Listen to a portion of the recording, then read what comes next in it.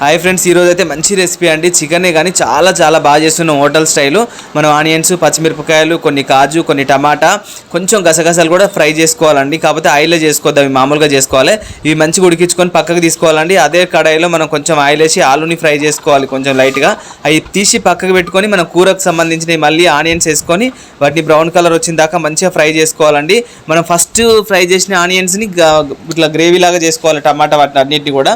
తర్వాత మనం same chicken process ఎట్లా చేస్తామో అట్లా చేసుకొని చికెన్ని మంచిగా ఉడికించుకున్న తర్వాత ఫస్టే మనం ఫ్రై చేసుకున్న ఆలుగడ్డ ఉంది కదండి, నూనెలో ఎందుకు ఫ్రై చేసుకోవాలంటే వాటిని మంచిగా పచ్చివాసన పోతాయండి, మంచి టేస్ట్ కూడా బాగుంటుంది. వీటిలో వేసి కలుపుకొని ఎమ్మటే మనం ఉప్పు కారం వేసుకోవాలి. ఫస్ట్ ఆనియన్, కాజు అవి ఉన్నాయి కానీ దాన్ని మసాలా గ్రేవీ లాగా మంచిగా కలుపుకోవాలి. మనకి ఎంత వాటర్ కావాలో అంత వాటర్ వేసుకొని మంచిగా ఉడికించుకోవాలండి. సూపర్ అంటే సూపర్ టేస్ట్ ఉంటుంది. మనం కొత్తిమీర మసాలా ఎట్లా వేసుకుంటామో సేమ్ యాజ్ ఇట్ ఈజ్ అట్లనే వేసుకోవాలి. వేసుకున్న తర్వాత సేమ్ హోటల్ స్టైల్ అండి, చాలా బాగుంటుంది. గ్రేవీ ఆలుగడ్డ కూడా టేస్ట్